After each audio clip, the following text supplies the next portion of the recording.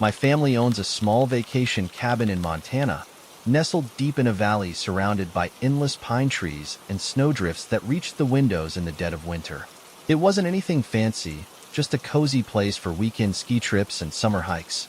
My dad had inherited it from his father, and as long as I could remember, it had always been a part of my life. The cabin sat at the very end of a dirt road, with only two other properties nearby. One was empty most of the year. The other had been abandoned for as long as I could remember. That second house had always creeped me out. It was an old, sagging structure with boarded-up windows and a porch that looked like it might collapse under the weight of a single snowfall. My dad told me it had once belonged to an old man who just disappeared one winter, years before I was born. It was during a brutal winter storm that my older brother Matt and I had our last encounter with that house. I was 10, he was 13. We had just arrived at the cabin for a long weekend, only to find ourselves snowed in by the second night. The storm had been relentless, dumping nearly 2 feet of snow in a matter of hours. But as kids, we didn't care. We were thrilled. The next morning, after begging our parents to let us go outside, Matt and I bundled up and ran into the snow-covered woods. We built a snow fort near the tree line and had an all-out battle with snowballs, laughing and yelling until our gloves were soaked through. That was when Matt got an idea. "Let's play hide and seek," he said, eyes gleaming with mischief. I hesitated. The woods were dense, and the snow made it harder to move. But Matt was already setting the rules. "You hide first," he said, pointing toward the trees. "I'll count to 50. I obeyed, trudging through the knee-deep snow. I thought about hiding behind a fallen tree, but realized it wasn't enough cover. That's when my eyes drifted to the abandoned house. I knew I shouldn't, but something about it pulled at me. The closer I got, the more I could see how the years had rotted it away. The wooden planks covering the windows were warped and cracked. The door was slightly ajar, swaying with the wind. There were no footprints in the snow leading to it. No signs that anyone had been there in a very, very long time. I stepped onto the porch, wincing as the wood creaked beneath my boots. Behind me, Matt's voice called out, "Ready or not, here I come." I pushed the door open just enough to slip inside. The interior was freezing, far colder than outside. Dust clung to the air, and the faint scent of something rotten lingered beneath the scent of old wood. The living room was nearly empty except for a few broken chairs and an overturned table. A fireplace sat at the far end, its bricks cracked and crumbling. I tiptoed further in. Something about the house felt wrong. It wasn't just the cold or the decay. It was the silence. The air was so still that I could hear my heartbeat pounding in my ears. And then, a sound from upstairs. A slow, deliberate thump. My breath caught in my throat. I wasn't alone. For a split second, I thought Matt had somehow made it inside without me noticing. But no, he was outside, his muffled footsteps crunching in the snow as he searched for me. The thump came again. I turned to run, but then, from the base of the stairs, I saw it. A footprint, fresh, pressed into the dust. It hadn't been there when I walked in. Then, before I could scream, I heard my name. Not from Matt, from upstairs. A whisper, beckoning. I bolted, shoving through the door and sprinting back through the snow, screaming Matt's name. He found me before I could reach our cabin. "What's wrong?" he asked, startled. I turned back to the house. The door was closed. The footprint was gone. And in the upstairs window, behind a gap in the wooden planks, something watched us. I never stepped foot near that house again. Later that night, my dad told us something I still can't forget. The old man who had lived there? He went missing during a blizzard, just like the one we had that weekend. When the snow melted in the spring, they found his footprints leading out of his house, but none leading back in. Skiing had always been a part of my life. My parents had met at a ski resort, and by the time I was 6, I was already carving my way down blue runs. By college, I was confident enough to handle double blacks and glades, the kind of terrain that separated serious skiers from weekend tourists. A few winters ago, my friends and I took a trip to a remote ski resort in Vermont. It wasn't one of the big commercial resorts with luxury cabins and overpriced hot chocolate. It was more secluded, meant for serious skiers. That's what we liked about it. The place had a reputation for being untouched, with trails cutting deep through the forest and some of the best glades in the Northeast. It was perfect. At least, that's what we thought. There were 4 of us: me, Jake, Ryan, and Chris. We had planned a full weekend of skiing, drinking, and doing whatever else college guys do when they're out in the mountains with no responsibilities. The first 2 days were everything we had hoped for: fresh powder, minimal crowds, and long runs that felt endless.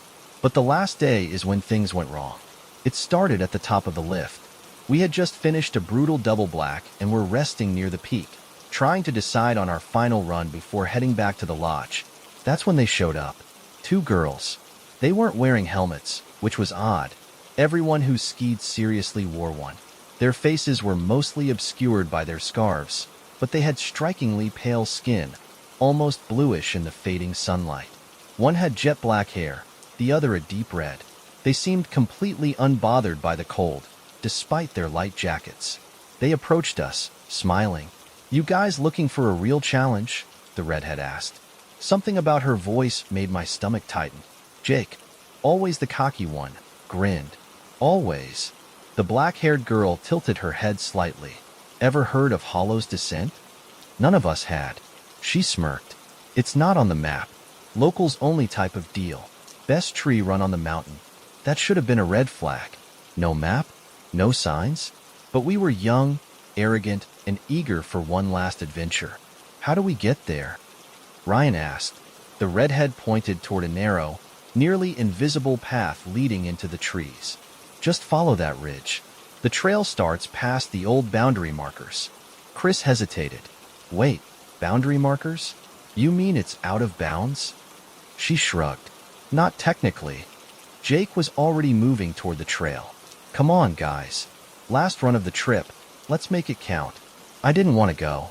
Something about the girls, the way they watched us, felt off. But I followed. We all did. We shouldn't have. At first, the trail was beautiful. The snow was untouched, the trees thick and perfectly spaced. It felt like we had discovered a secret paradise, a part of the mountain no one else knew about. Then, slowly, things changed. The trees began closing in. The trail narrowed. The snow, so perfect moments before, became slick. My skis wouldn't grip. Ryan cursed behind me. "Dude, what the hell is this snow?" I tried carving to slow down, but my edges barely caught. The speed was picking up. The trees were too close now, branches whipping past inches from my face. Then Jake shouted. I turned my head just in time to see him vanish. 1 second he was there, the next gone. The trail just ended. Chris swerved violently, barely stopping in time. I fell to my side, skidding through the ice before slamming into a tree.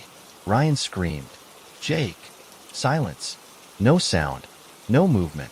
Just empty snow where Jake had been. We scrambled to the edge of the drop-off. It wasn't a cliff. It wasn't even that steep. But there were no tracks. No sign that he had ever landed. Just an expanse of untouched, pristine snow. Panic set in. Chris pulled out his phone. No signal. Ryan was shaking. He was right here. He should be here. I stared at the snow below. It wasn't right. It looked too smooth. As if no one had touched it in years. Then the whisper started. Low. Indistinct. I turned my head slowly. The girls were standing behind us. But they weren't the same. Their eyes, pure black. Their lips were moving, but no sound came out. Then, all at once, they stopped and smiled. That was it. That was all it took for absolute terror to take over. Chris turned and bolted. Ryan and I followed. I didn't even grab my skis. I just ran, sprinting through the snow, my breath ragged in my chest. Behind us, I could hear laughter. But it wasn't normal. It was too high-pitched, too layered, as if multiple voices were speaking at once. And then, the ground shifted. I felt it beneath my boots. A deep, hollow vibration. Like the snow wasn't sitting on solid ground. Like there was something beneath it. I ran faster. Somehow, we made it back to the lodge. I don't even remember the hike up. One moment we were deep in the trees. The next, the resort was in sight.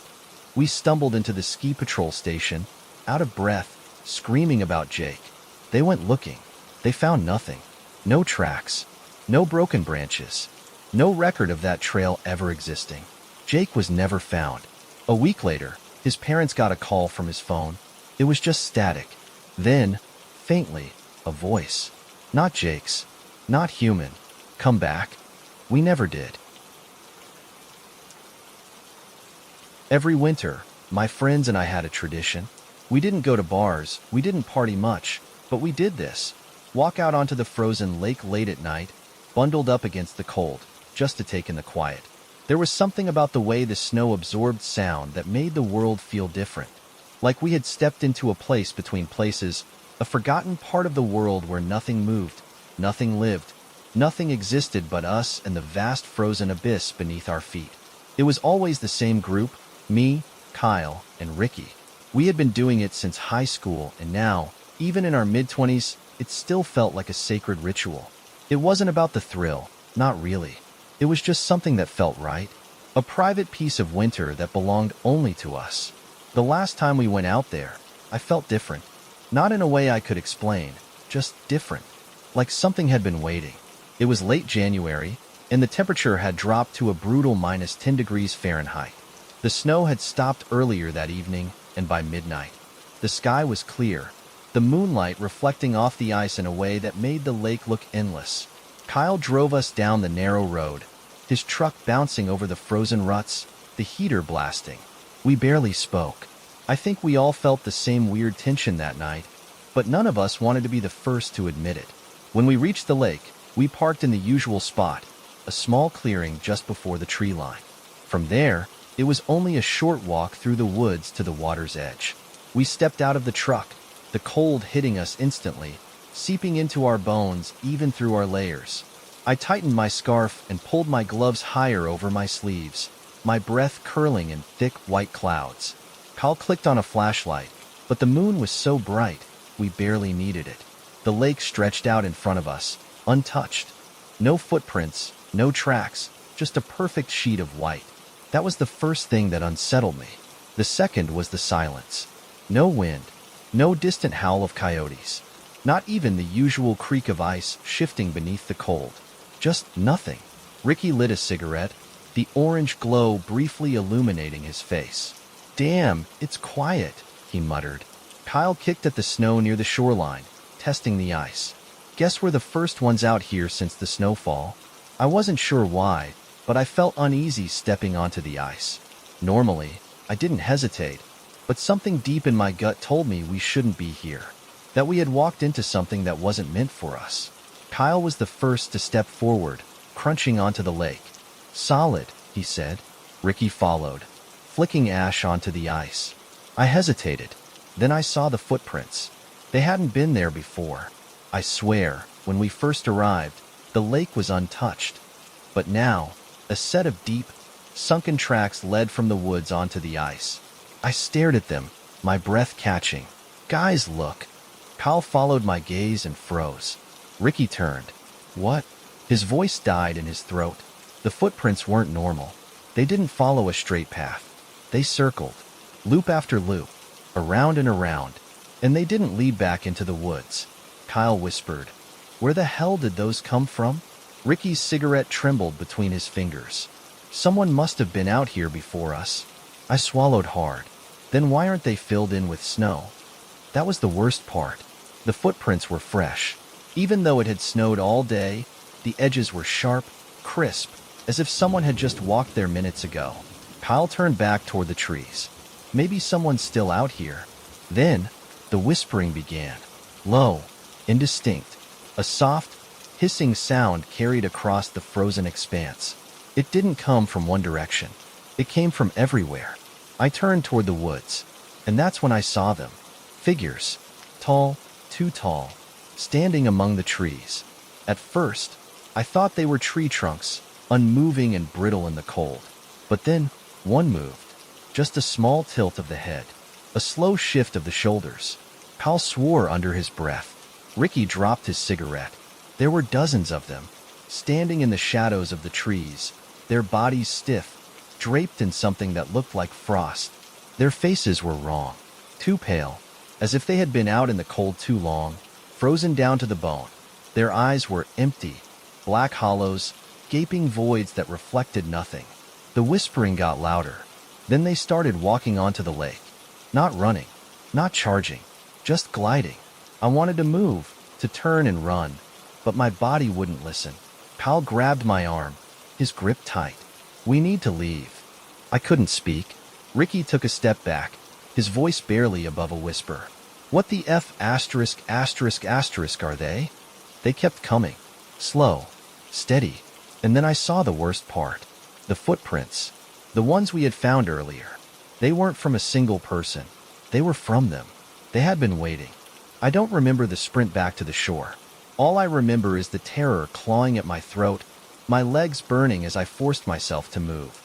The figures never ran, never sped up. They just followed. We reached the truck, practically throwing ourselves inside, slamming the doors. Kyle fumbled with the keys, his hands shaking, cursing under his breath as he jammed them into the ignition. The headlights flooded the lake. Nothing. The figures were gone. The footprints were gone. The lake was pristine, untouched, as if no one had ever stepped foot on it. We sat there, gasping, trying to make sense of what had just happened. Then Ricky, staring straight ahead, whispered, "Look at the trees." I turned my head slowly. The figures were back, standing at the edge of the woods, just beyond the reach of the headlights. Watching, I could still hear the whispering. Kyle threw the truck into reverse, tires skidding over the ice-packed road. We didn't stop, didn't speak, not until we were miles away. We never went back. But sometimes, in the dead of winter, when the world is silent and the snow is untouched, I think about those footprints, and the whispering, and the way those figures never blinked, as if they were waiting. And every year, when the lake freezes over again, I wonder, did we escape? Or did they let us go?